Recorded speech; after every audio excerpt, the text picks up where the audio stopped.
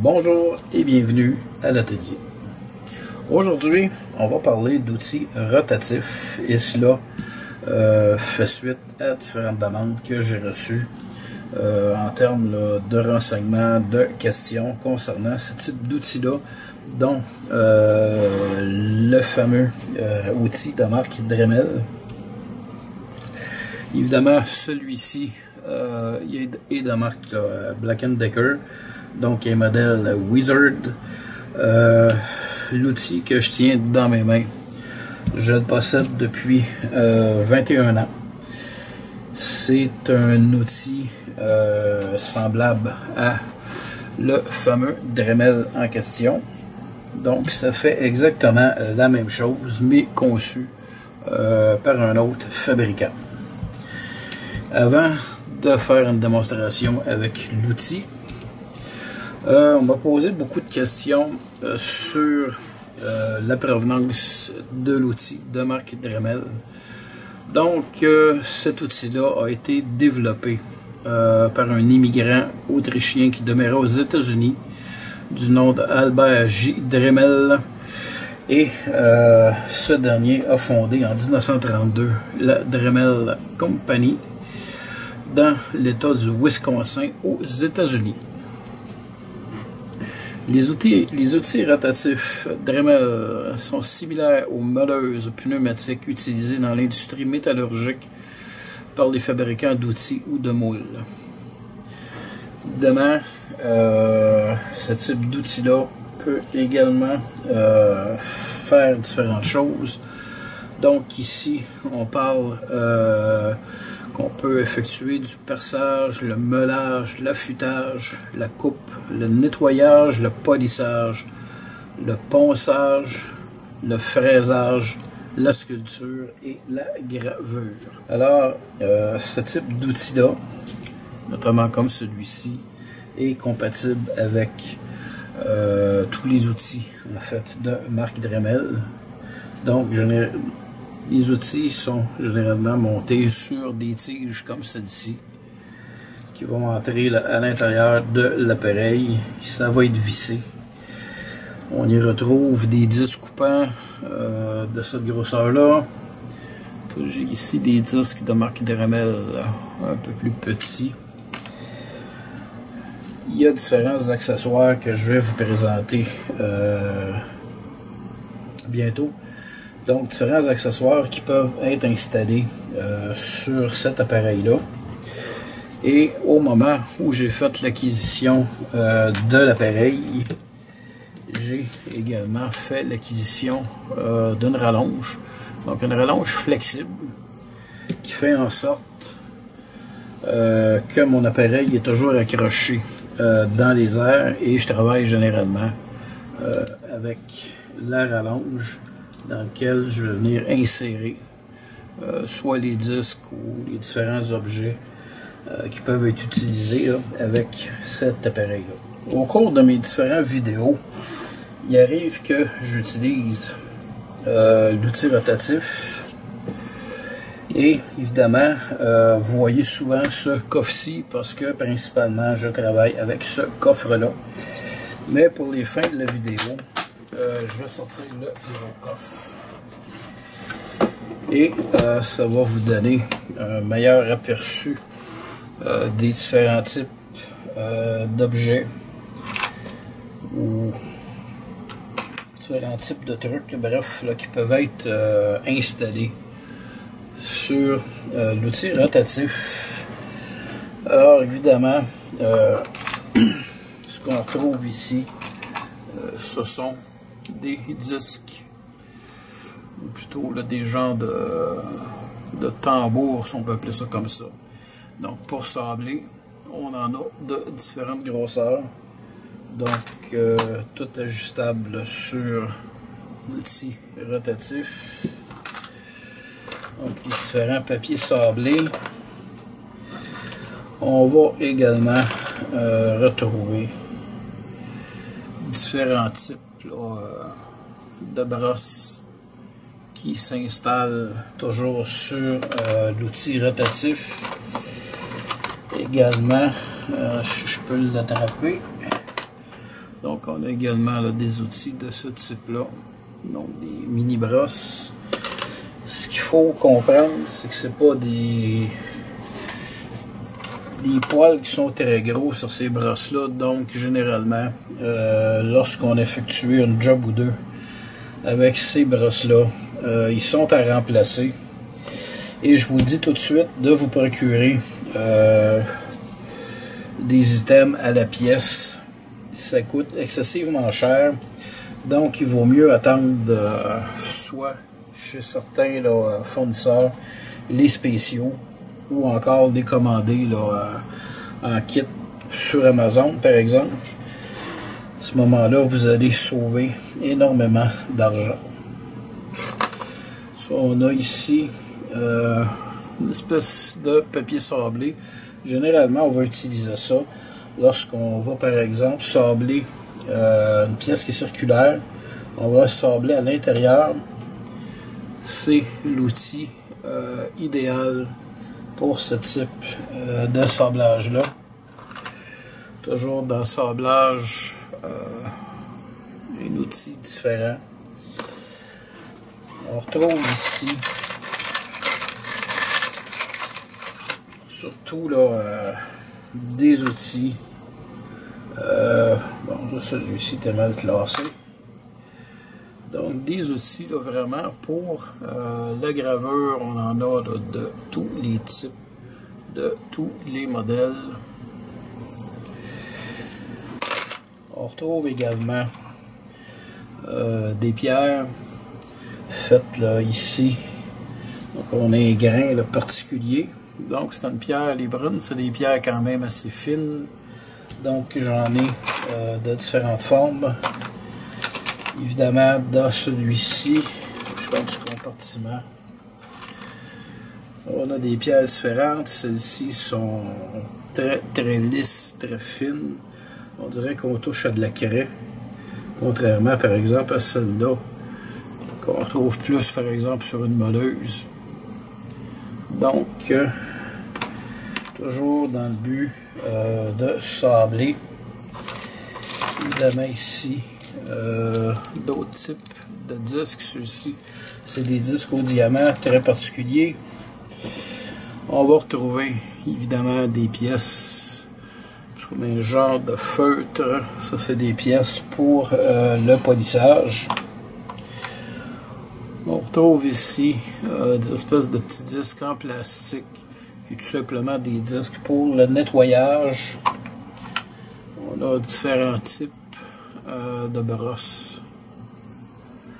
Évidemment, ces brosses-là, ça n'a pas une grande durée de vie, tout dépendant du type de travail qu'on va faire, donc de la façon dont on va l'utiliser. Ici, ça ressemble un peu à une espèce de cuirette. Honnêtement, j'ai jamais travaillé avec ça. Il faudrait bien que je l'essaie à un moment donné. Donc, c'est par couche. Ça venait là, dans un kit là, complet. Ici, on a évidemment des outils de perçage. Un outil avec une mini toupie. Donc, je peux peut-être me fabriquer une toupie avec ça. Évidemment, on voit ici des mèches qui sont excessivement petites. Évidemment, ça ne s'installe pas sur le Dremel. Et ça va peut-être vous faire rire, mais c'est la réalité. Je possède cet outil-là depuis très longtemps. Et généralement, je vais m'en servir pour percer sur des circuits électroniques. Alors, une petite perceuse manuelle dans laquelle je garde des mèches qui sont excessivement petites et qui peuvent être installées là, sur cet appareil-là. Évidemment, ici, le trou la prise, si on veut, l'extension, ça ne convient pas avec la grandeur de ces mèches-là. On a ensuite des espèces de pierres de différents grains, en fait. Donc, certaines plus rudes, d'autres plus douces. Toujours dans le polissage là, du métal. Ici, j'ai des disques à couper. On en a là, de différentes marques, différentes sortes. Mais j'ai également quelques disques de marque Dremel. Parce que il faut l'avouer, au niveau des disques de coupage, les disques de marque Dremel sont vraiment supérieurs là, à des disques d'autres marques. Donc plus solides, plus rigides.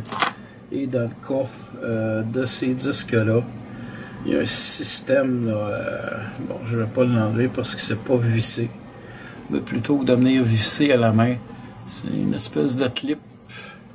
Donc j'entre le disque, je le tourne, la barreuse se referme et on va la mettre de côté parce qu'on va l'utiliser tantôt. Donc ici, j'ai des disques abrasifs, genre de papier sablé qui viennent se coller sur une espèce d'embout comme celui-là, ce qui n'est pas terrible là. Évidemment, des disques, ici on indique disque à tronçonner ou disque à couper. On a aussi dans ces kits-là une espèce de pâte ici qui est une pâte à polir. Alors je vais vous faire une petite démonstration là, avec différents trucs. Donc on va regarder un peu là, à quoi ça ressemble et de quelle façon les utiliser. Alors on va faire un petit test ici avec le disque de coupage. Donc je vais couper une partie du boulon qui est là et vous montrer là, comment, de quelle façon en fait l'utiliser. Donc en fait on se met parallèlement à l'objet à couper. On avance tranquillement sans trop mettre de pression, sinon on va risquer de briser le disque. Et évidemment si vous utilisez des petits disques comme ceux-ci, ce sont des disques excessivement fragiles, donc au moindre mauvais coup ou mauvaise manipulation, le disque va éclater. Alors, on va démarrer l'appareil. Je vais bien m'appuyer et y aller graduellement sans trop mettre de pression.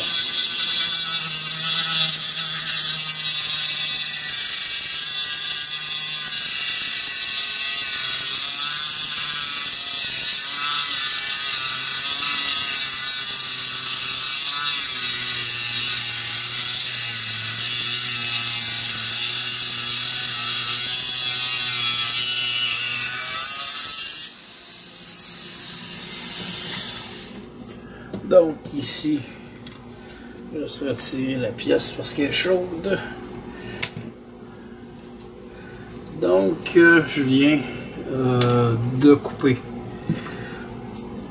mon boulon. Et bon, j'ai fait une petite brûlure en dessous, c'est pas grave. Maintenant, on va y aller avec un papier sablé.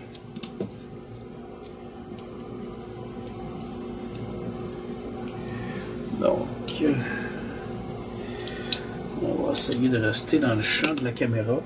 Là, évidemment, quand on a coupé, par exemple, un boulon, il est fréquent qu'on essaie ensuite de visser une noix et que la noix ne veuille pas visser, tout simplement parce que il y a un peu de métal là, qui dépasse un peu. Fait que ce qu'on va faire, on va utiliser des petits rotatifs et simplement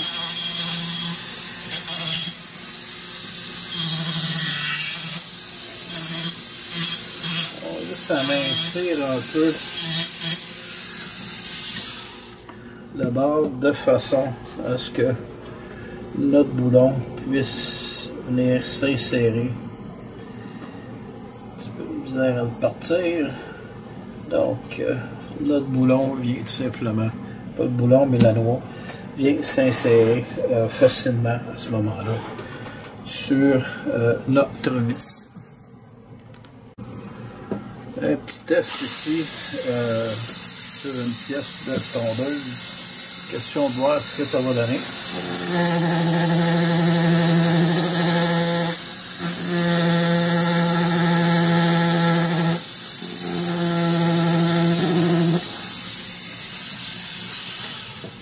Alors, avec un disque à poncer comme celui-ci, on peut également, sur une surface plane, enlever de la rouille. On va maintenant essayer autre chose. Je vais essayer cette brosse-ci. En fait, c'est la première fois que j'essaie ce type de brosse-là. Donc, on va voir ce que ça va donner.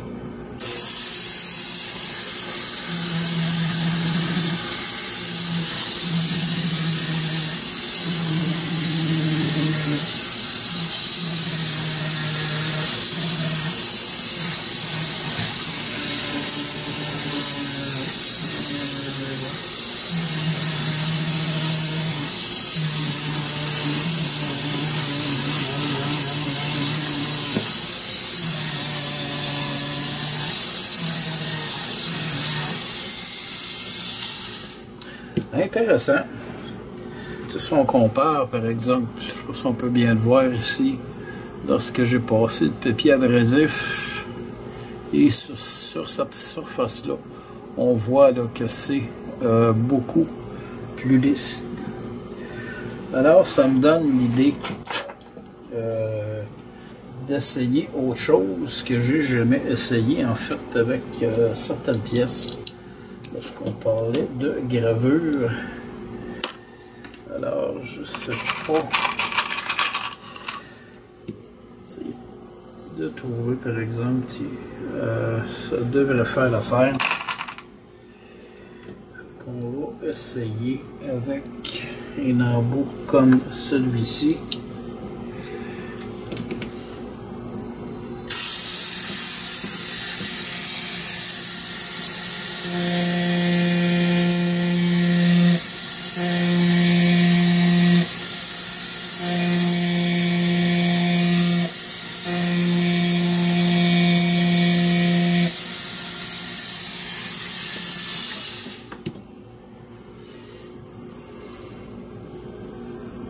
Je sais pas si on peut voir, ouais, de cette façon-là, on le voit.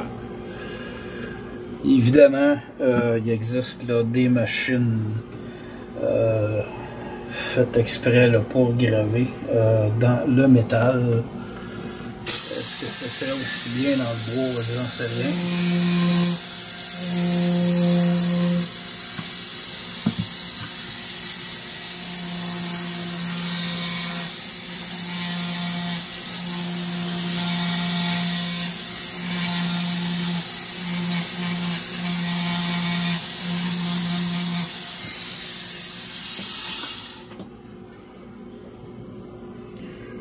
Oh, un petit dessin.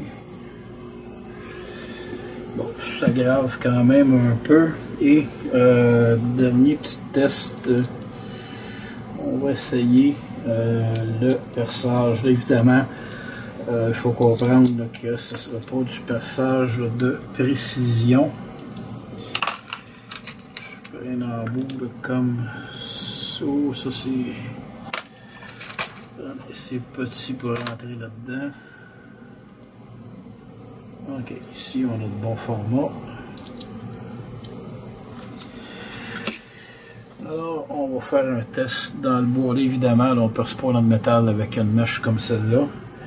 C'est vraiment pas fait pour ça. Là. On va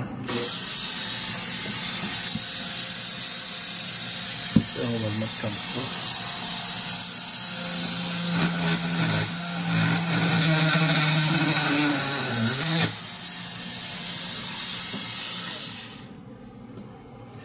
Donc, ça a percé. Donc, on peut percer du bois. Personnellement, moi, je vais m'en servir sur des circuits électroniques. Lorsque par exemple j'ai retiré une pièce, il reste un petit peu de plomb et j'ai de la difficulté à enlever le plomb, à ce moment-là je vais utiliser une petite mèche. Je vais aller refaire à travers le plomb le trou qui était là initialement pour être capable de replacer la mèche, la pièce plutôt qui était là. Donc, courte présentation sur ce qu'est l'outil rotatif. Évidemment, c'est fait pour, à la base, sabler, si on veut, ou meuler. Personnellement, c'est un outil que je trouve très pratique, que j'utilise en atelier depuis très longtemps. J'utilise cet outil-là régulièrement, notamment parce qu'il m'arrive de fabriquer, entre autres, des pièces métalliques dans le cadre de mes différents projets. Et je vais finaliser souvent mes pièces à l'aide de cet appareil-là, soit en donnant là, des coupes particulières, en venant meuler ces petites pièces-là. Je travaille souvent sur des petits moteurs. Alors, outil très pratique. Au niveau de l'achat, évidemment, Dremel, c'est une marque reconnue.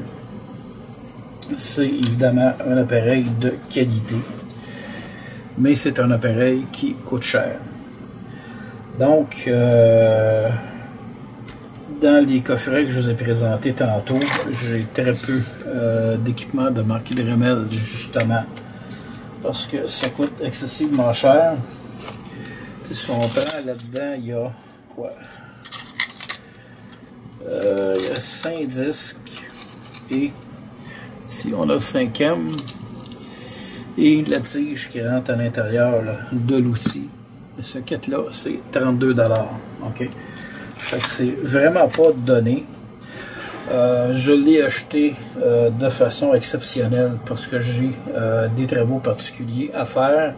Sinon, dans le cadre de mes autres travaux, je vais utiliser des disques de d'autres marques qui sont moins résistants, mais qui vont quand même bien faire le travail.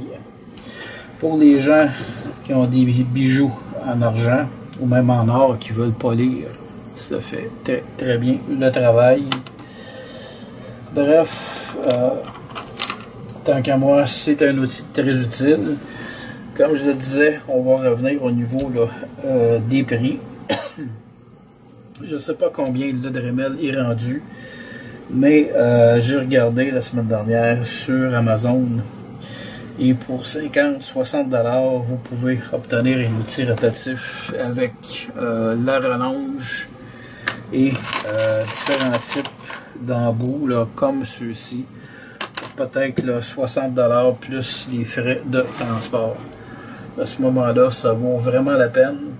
Sinon, d'acheter ces trucs-là à la pièce, ça va vraiment vous coûter une fortune. Je sais qu'il y a des chaînes, comme par exemple ici au Canada ou à Montréal, qui s'appelle, entre autres, qui est Canadian Tire, mais souvent en spécial ces coffrets. Je me souviens d'avoir acheté un coffret à un moment donné de 500 pièces qui était, je pense, au prix régulier 150 ou 160 $, que j'ai eu pour 49 $. Alors, il faut vraiment là, regarder au niveau des prix avant d'acheter. Donc, d'être patient et d'acheter au bon moment. J'espère que vous avez aimé cette petite vidéo. Je vous dis merci et à la prochaine.